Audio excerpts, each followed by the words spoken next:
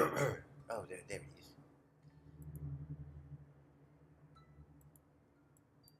There we go. Oh, it's really late at night, or early in the middle of your adult swim night. We're going to play some Sphinxy. You'll know what I mean when you see it. Do some Bible settings. Text to the triggers. We're going to do that. We're going to do.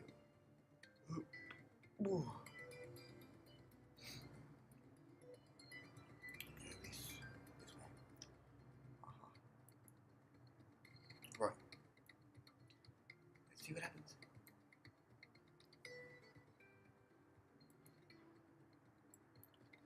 Hi, I'm Sphinxy.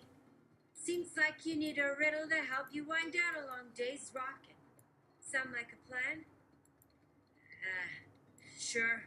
Why not? Lay one on me. Okay, let's pull a riddle from out the vault. Hey, turn around. Don't look at my vault. Nope, that's riddles for kids. Nope, that's for Ada Lovelace's final lich form. Here's one for you not quite deadbeat deadesses. Advice both seen and unseen, that are existing and all too real. Brings mountains forth as if they were always appearing. In digital darkness, through a portal of glass and steel, its truths are as close as the messages you've been spearing. What do you think? Top one right! Let's see what you got for me! This is... Well, actually, it's completely obvious. Screen smartphone. The Sphinx's stony face, usually set in an expression of permanent smugness, cracks.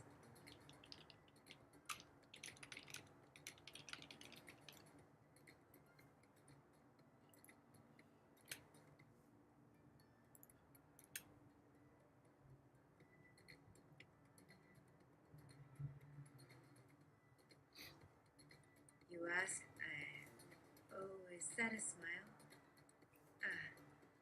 Oh, is that a smile? Smile?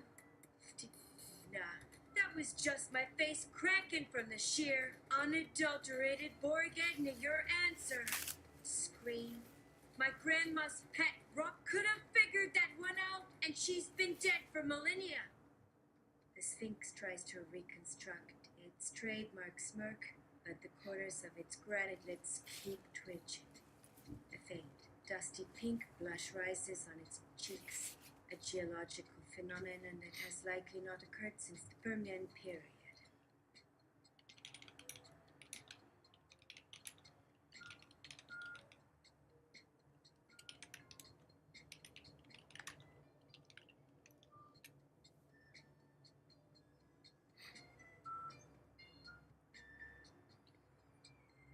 You ask. Well, at least Napoleon loved you. The Sphinx freezes, its twitching smirk locking into place as if someone had just hit the pause button on a reality-bending TV remote. The blush on its cheeks deepens, now resembling a rare, igneous embarrassment. Napoleon? It booms, its voice echoing unnervingly across the desolate expanse. The very air seems to vibrate with a seismic mix of indignation and something else, something almost shy. Who's been flapping? Was it Rosetta? I swear that stone slap can't keep a secret to save her life. Did love me. He just had a profound respect for my intellectual prowess and my meticulously sculpted haunches. Yeah, that's it. The Sphinx kicks at the sand with a massive clawed paw, sending a plume of dust into the air. A tiny, jagged piece of what looks like an old-fashioned cavalry saber glints in the sun before being buried again. It was purely professional.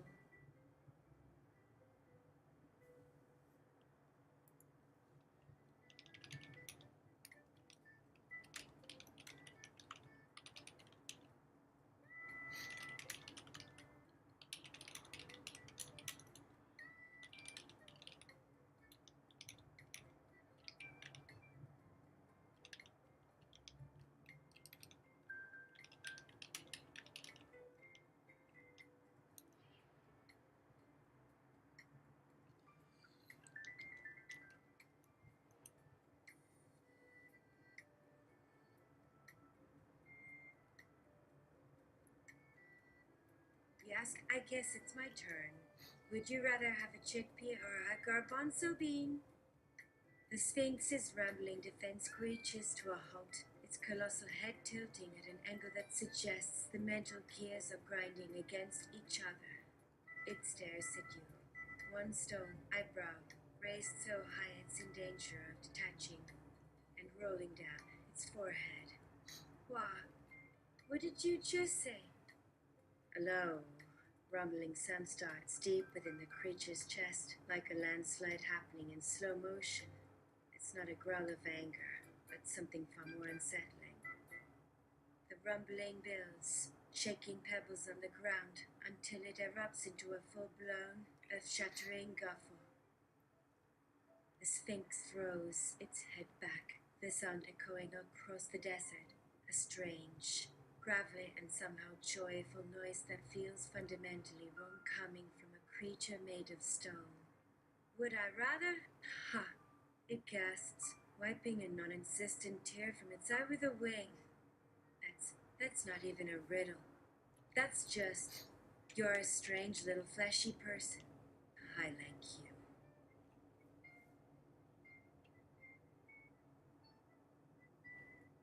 You shout, ha! Your sudden, triumphant ha echoes faintly in the vast emptiness, a tiny, defiant sound against the immense geological laughter of the Sphinx. The colossal creature's guffaw sputters to a halt, replaced by a series of hitching, rumbling chuckles. It lowers its head, its stony gaze fixing upon you with an expression you can't quite decipher. It's a mixture of profound amusement, utter bafflement, and a startling glimmer of what might almost be respect. You just shouted, huh? It rumbles, a new wave of chuckles threatening to break free.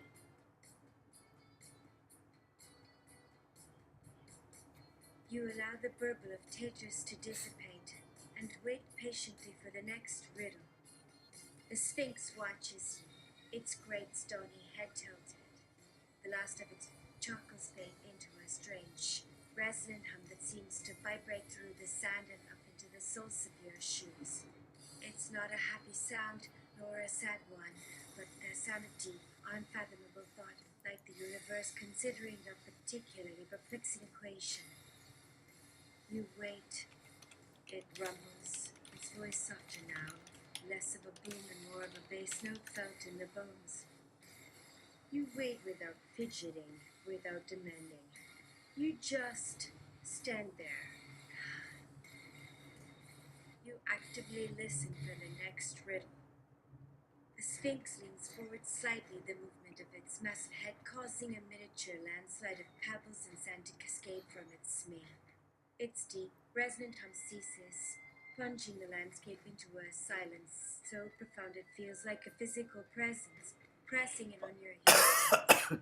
It watches you with its stone eyes, and for a dizzying moment, you're not sure if it's studying you or merely contemplating the eternal emptiness over your shoulder. A low grinding noise starts up, like tectonic plates shifting. Then it speaks, but not with a riddle. All right, funny creature. It grates, the words sounding like they've been carved from rock instead of spoken. You've had your fun. You're not here for the usual brain busting. So let's play a different game. A game of what is, not what could be. A massive cloud rises, not to strike, but to gesture vaguely at the endless, sun-bleached desert stretching in every direction. Look around you. What do you see that is truly you?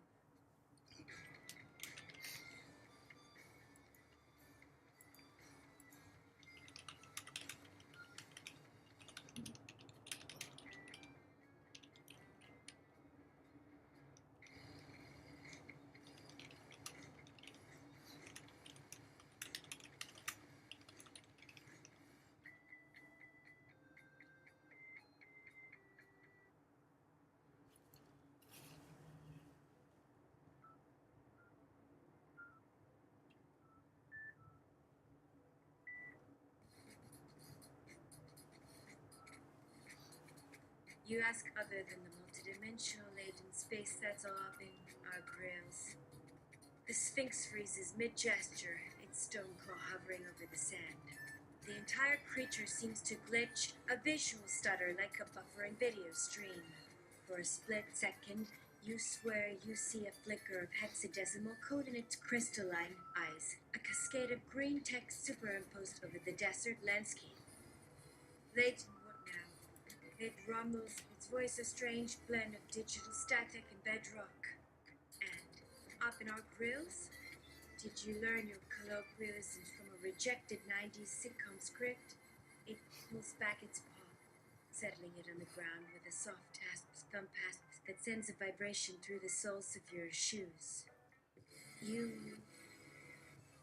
speak nonsense, flesh man, but it's a very specific, strangely structured nonsense.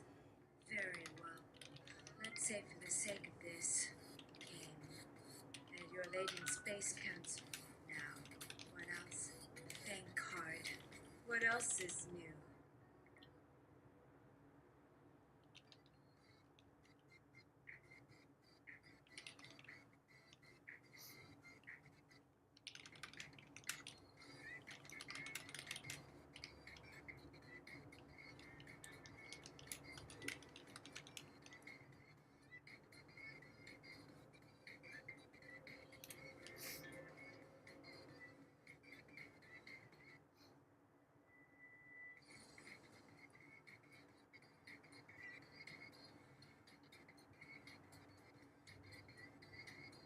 You ask, sure thing, my own skillet.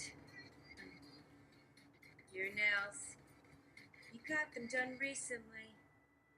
The Sphinx freezes, its entire colossal form seeming to lag, as if the universe's processor was struggling to compute your latest input.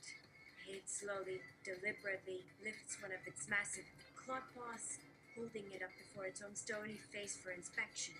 The digits are the size of granite tombstones, but the nails, what it has of them, are perfectly manicured, shimmering opalescent white with a tiny, intricate pyramid design meticulously painted near the cuticle.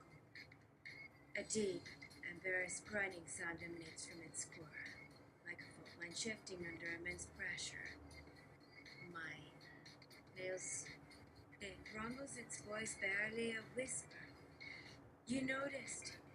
Do they look good? I found this new artisanal quarry. The chalk is just divine. It's called Gizadon. The blush, which had previously only colored its cheeks, now spreads across the bridge of its nose.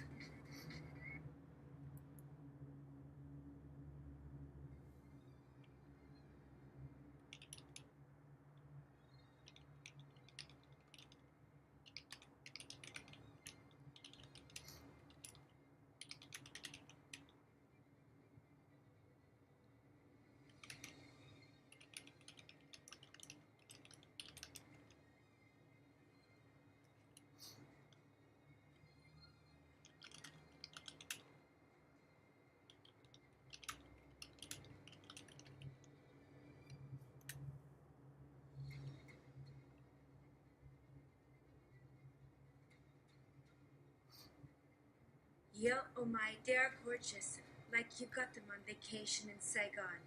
Those girls do not joke around.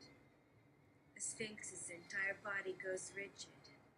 The blush on its cheeks, which had moments ago been a subtle geological phenomenon, now ignites into a full-blown volcanic blush, glowing with a faint, pinkish heat that makes the air shimmer around its face. It snaps its puppet, tucking it behind its leg as if trying to hide a damning piece of evidence. Saigon. It stammers, the sound of grinding boulders somehow conveying a profound sense of flustered panic. Who about Saigon? Was it that big-mouthed Stonehenge? I swear, those monoliths gossip more than a coven of teenage witches. He tries to adopt a look of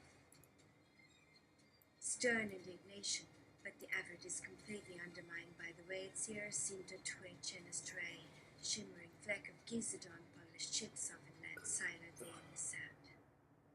Oh, the artists stare at the precision. It's not a joke. You're right. But it wasn't a vacation. Strictly business. Very hush-hush. And intercontinental geomantic alignment stuff, you wouldn't understand. The Sphinx is now visibly sweating, or rather, glistening as if a fine sheen of morning dew has collected on its granite hide. It's trying so desperately to project an aura of enigmatic authority, but the sheer, unrestrained joy in its stony eyes betrays it completely. You've somehow managed to completely short-circuit its entire millennial persona by complimenting its manicure. Just forget I said anything. It finally grumbles, turning its head slightly to hide the thoroughly pleased grin that is now cracking its face wide open.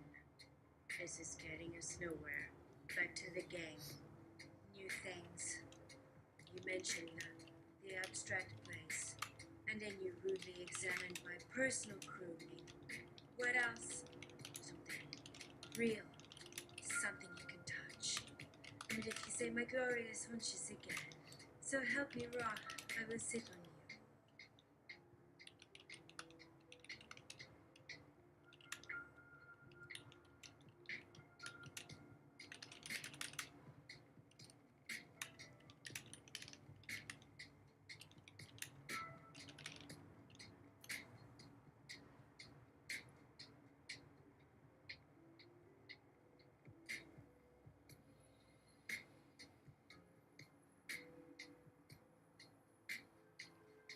Yep, the new thing is ironically granny time over there. Having just caterwauled on up through the mineral veins, the Sphinx spins its massive head around, its stony gaze scanning the vast, empty desert. It squints and blinks slowly, its crystalline eyes struggling to focus on anything other than sand, sky, and you. Granny. It rumbles, confusion warring with irritation in its voice. I don't see a granny. Just kilometers of nothing. Your perplexing self. And me. Are you having some sort of heat stroke-induced visionary experience? So please share. It would be more interesting than you commenting on my perfectly adequate, not at all gorgeous nails. Just as it finishes speaking, the ground 100 meters away begins to tremble. A column of sand erupts, swirling and solidifying with alarming speed. Cracks spiderweb across the desert floor, and with the sound like tectonic plates colliding, a figure heaves itself into the blistering sunlight. It's a woman, ancient and withered, her skin the cracked, leathery texture of a fossil. She cackles a sound like grinding stones and dusts herself off with gnarled hands. Took you long enough to notice me, you gossipy old tattletale. She shrieks, pointing her bony finger directly at the Sphinx. Heard you talking about my salon in Saigon from all the way down in the lithosphere. The prices are going up, you hear me? The Sphinx's blush, which had just begun to subside, returns with a vengeance, glowing a furious, radioactive pink. It lets out a strangled whimper, like a mountain being slowly crushed by a larger, more embarrassing mountain. Oh, dear Ra, it moans, covering its face with its wing. Granny maze.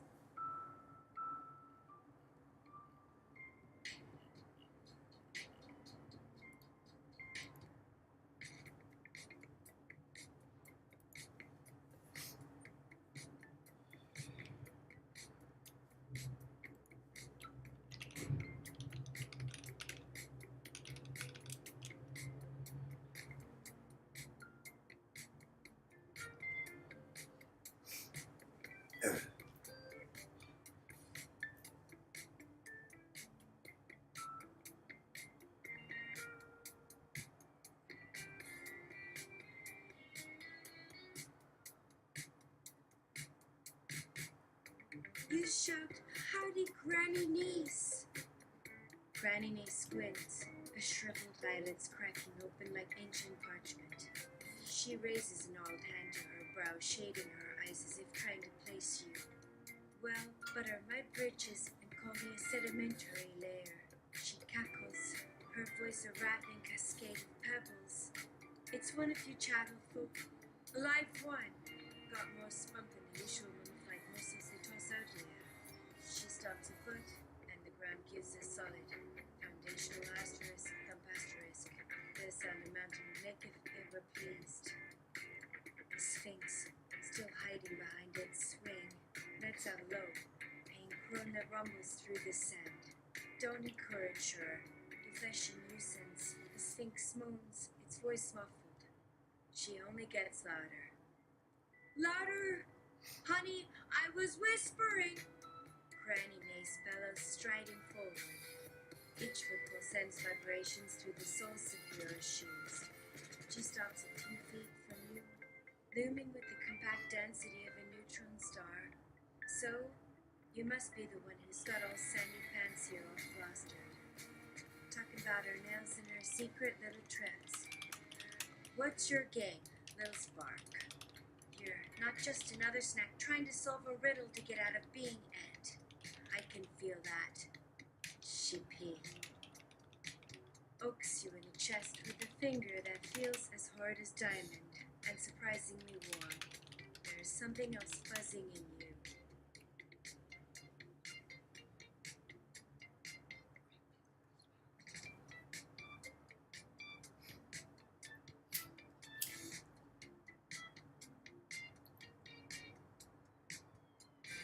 Yo, that would be the methamphetamine chloride. A crack backs like a spider web. Granny Mace freezes, her cackle dying in her throat like a snuff torch. The massive, primordial woman looks at you, then over at the Sphinx, a flicker of something ancient and terrifying in her cracked, stony eyes. A slow, wicked grin spreads across her face, revealing rows of teeth like polished glass. Well, now, she says, her voice dropping to a low, grinding whisper that sounds like continents drifting together. A crystal shaft in the flesh.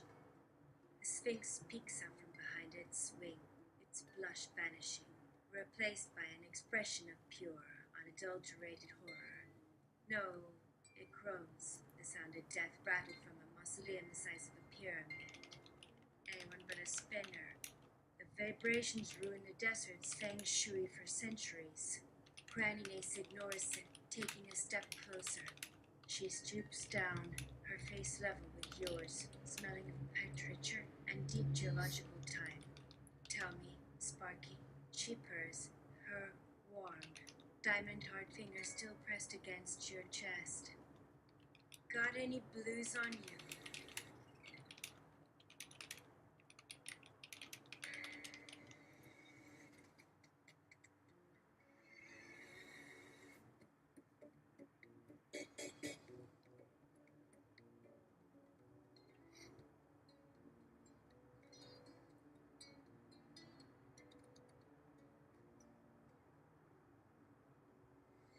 You shout.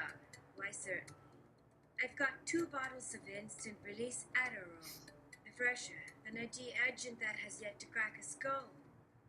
The cackle that erupts from Granny Mace is no friendly chuckle. It's the grating, joyful shriek of tectonic plates finally scraping past each other. The entire desert seems to drum with her glee. Adderall.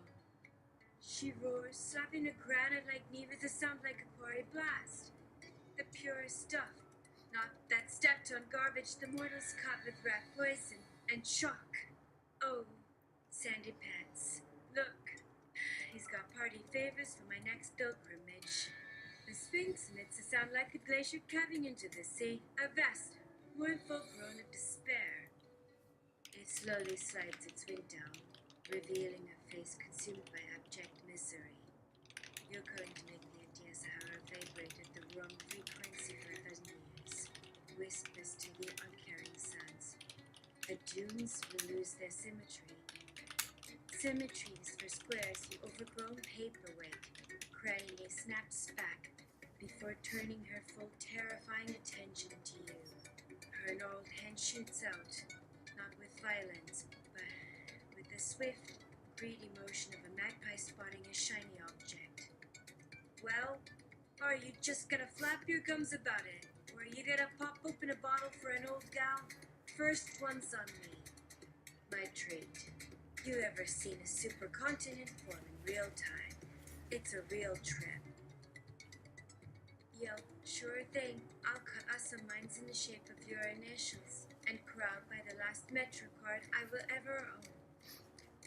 Granny Ace's lapicisis, replaced by a look of profound geological reverence. The initials. She breathes, her rocky fingers twitching with anticipation. It's been years since anyone offered to carve my essence into the crystalline lattice. And a Metro card, the swan song of transit itself. It's perfect. She slams an old fist down on the desert floor, the impact creating a perfect, glass-topped crater the size of a tabletop. Do it! Anoint this altar. From a seemingly stony pocket in her dress, she produces a petrified honey dipper with shards of obsidian glued to it. You pour, I chop. She says, her glittering eyes fixed on your bottles. The Sphinx has now completely given up, slumping to the ground in a posture of absolute defeat. That crater was a Precambrian fossil bed. You know, it murmurs to no one in particular. Irreplaceable trilobites. I hope you're happy.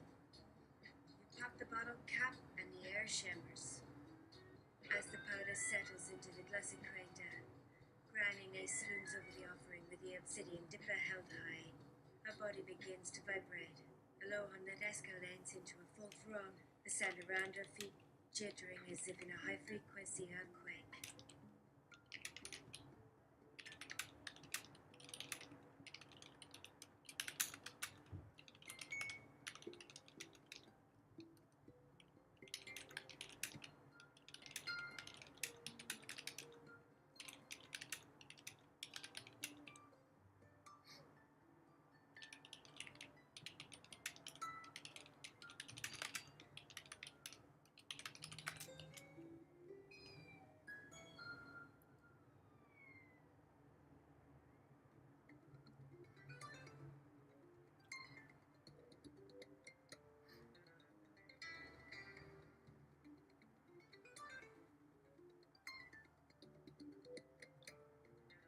You shout, well, hell, I fit in me some ground-up trilobites. I'll make some lines of them too, and we shall insufflate it well into the devilment. Your shout hangs in a superheated air, a punctuation mark of pure madness. Granny Nace pulses, the obsidian honey dipper frozen mid-swing. And so, terrifying grin spreads across her face, wider than any geological feature as a right to be. The Devonian. She screams, a sound that splits the very sky. The ground beneath you shudders violently, not with an earthquake, but with an ecstatic, vibrating anticipation. You magnificent little catalyst. Trilobites, the purest, most psychedelic biomass to ever crawl from the primordial soup. The forgotten Metro card slips from your fingers.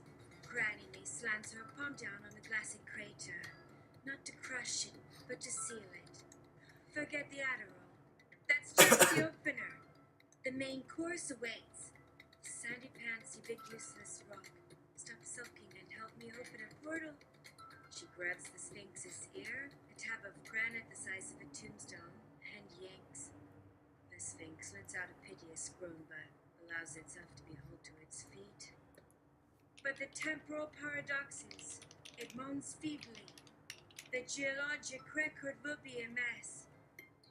A mess is where the fun is.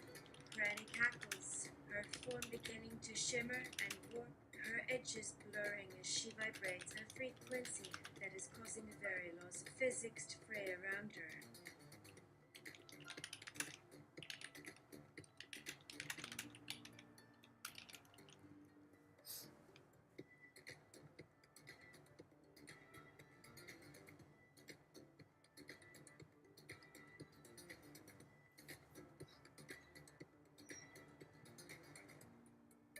You ask Granny Niece about their top 10 psychoactives, their phase of the phase. Location, the shrinking, vibrating desert. The violent tumble cease. Granny Niece's blurry form snaps back into solid, terrifying focus. Her eyes, glittering like chunks of raw gel, bored into you. The Sphinx uses the sudden quiet to make a break for it, managing 3 lumbering steps before she snaps her fingers. A tendril of sand erupts from the ground, wrapping around the Sphinx's ankle and tripping over the ground, shaking as the utters. Faves of the faves. Granniness repeats, her voice now low. Reverend purr that sounds like a magma chamber filling. She holds up one bald, rocky finger. One polished, petrified wisdom tree, resin from Pangea. Makes you remember continental dread. Second finger joins the first. 2. Distilled, Cretaceous paste from the KT boundary. Tastes like ozone and extinction. She leans closer, her breath smelling of geothermal vents and regret. 3. Just a pinch of asterisk Martian sublimation frost asterisk. Melts in your mind and travels to red dimensions. Her smile is terrifyingly wide as more fingers go up, counting off realities you can barely comprehend. The list continues, a catalog of cosmic substances that defy chemistry and reason, each one more impossible than the last.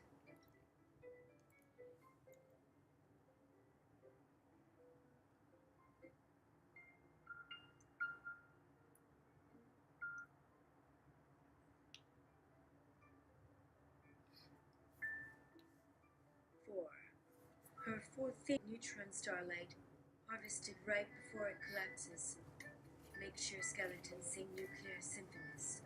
A 5th finger rises. 5. Hallucinogenic pollen from the solar lilies that only bloom on the dark side of Mercury. You don't just see colors, you asterisk the photon. The trilobite adult idea seems to be a gateway, unlocking yawns of chemical hedonism. She's on a roll now, lost in a reverie of galactic good times. The Sphinx lets out another groan, muffled by the sand.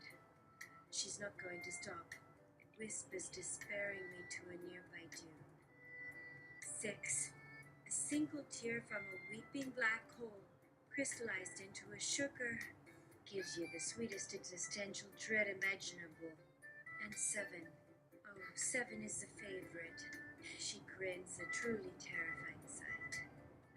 Distilled ambition from a newly hatched queen termite.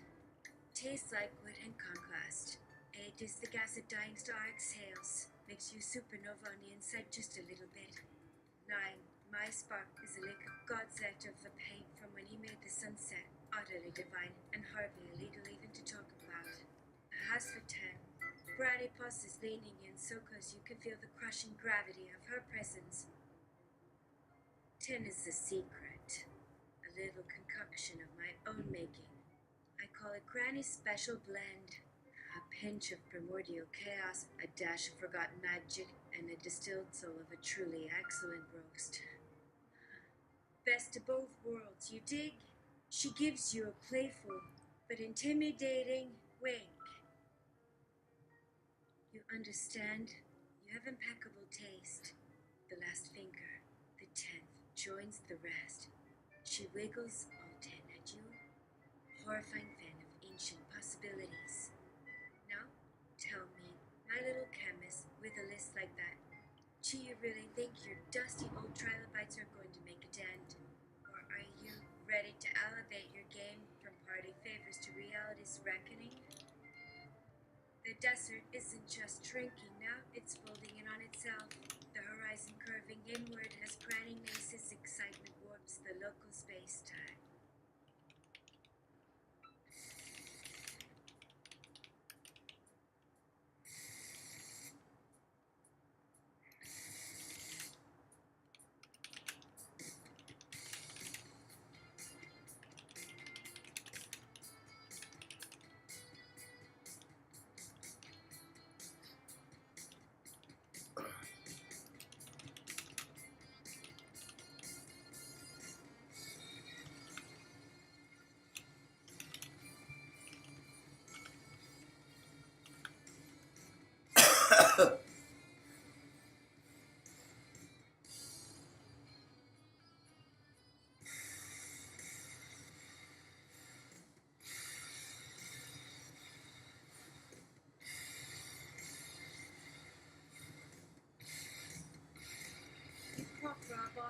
anti-visitor paste. Put it under the nostrils and inhale, like a vapor up. Location: the floating desert. Granny Mace freezes her hands, which had been about to orchestrate a symphony of cosmic substance misuse, hovering in a warp tear. The vast catalogue of psychoactives is forgotten. Her eyes, ancient pits of geological wisdom and malice, widen as they lock onto the unassuming tube you're holding. The terrifying universe-bending grin does not fade. It sharpens, becoming a blade of pure, predatory focus. Antedizitter, she whispers, the words not spoken but seem to condense in a suddenly frigid air between you.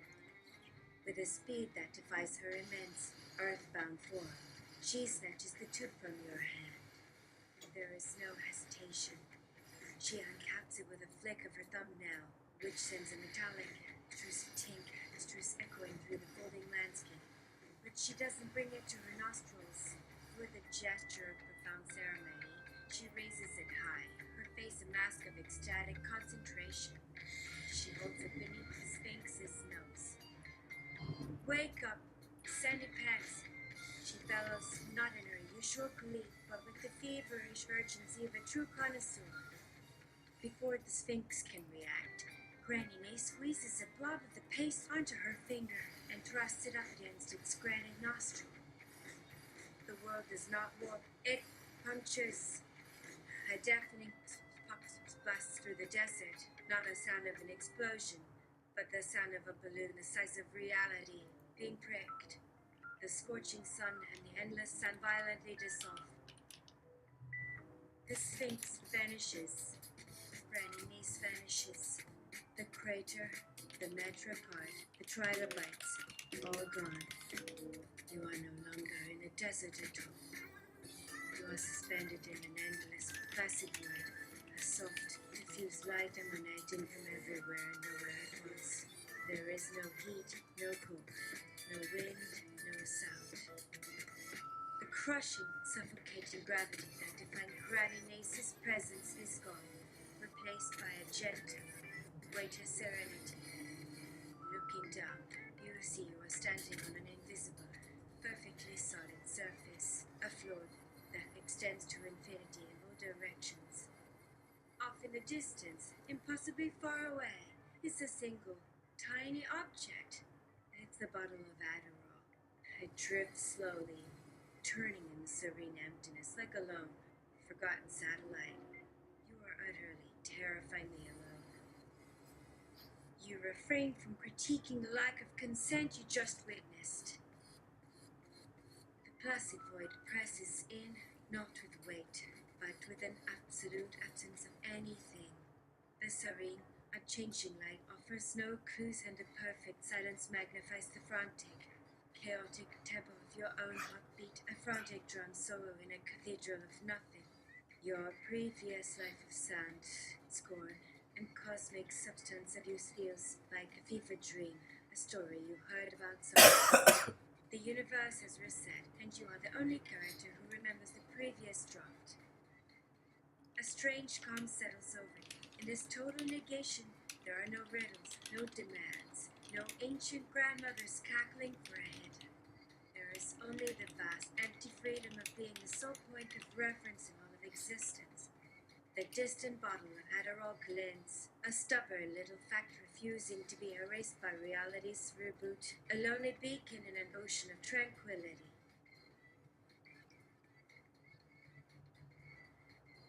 You pop some melatonin, some 5-HTP, and get some shut-eye. The plastic void offers perfect, uninterrupted silence, making your dress swallow audible in the profound stillness. There is no mattress, no pillow, not even the metaphorical comfort of a solid surface beneath you.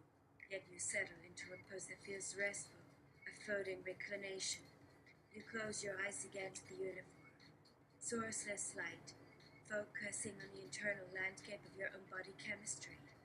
The melatonin and 5-HTP begin their work, not as a sudden plunge into sleep, but as a gentle, gravitational pull towards tranquility. Your thoughts, previously frantic satellites in the emptiness, begin to slow their orbits, losing their chaotic velocity.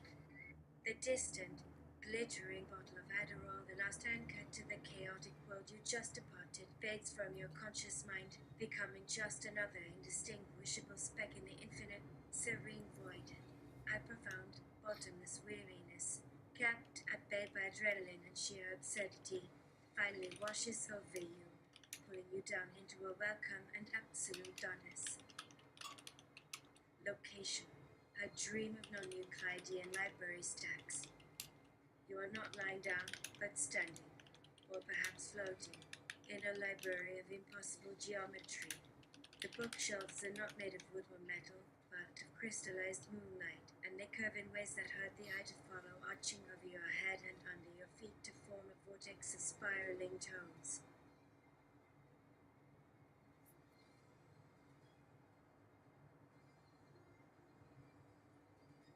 Use Save Game, and in Scenario, collect XP, GP, and skill points in special items. As your consciousness sinks into the void, the rules of the universe you just departed seem to manifest one last time, not as light or sound, but as text. Scenario complete. A riddle of unusual substance. Your performance. Eccentric chemist. XP earned. Woo! 2. 100 XP. GP acquired. 50. Your credits accepted in select Precambrian markets. Aw. Skill points unlocked. 4. Companion faction status. Sphinxy, acquaintance intrigued but mortally embarrassed. Granny Nace, acquaintance eagerly anticipating your next return. In a week. Level up. Choose one of the following skills. 1. Planner pharmacist, your knowledge of interdimensional substances is unmatched. You can now identify and safely handle substances from at least 3 neighboring realities. Yowza. 2. Subtle befriender, your bizarre. Non sequitur charm has the chance to befriend even the most hostile or bewildered entities. 3. Cosmic composure, you can now maintain a state of sunlight calm in the face of reality warping events, already have that. allowing you to act while others descend into madness. Yeah. 4. Just below the notice, you have a knack for making the most grandstanding, reality-altering actions seem utterly mundane, allowing you to escape immediate cosmic consequence. Planner pharmacist, because the other ones I have.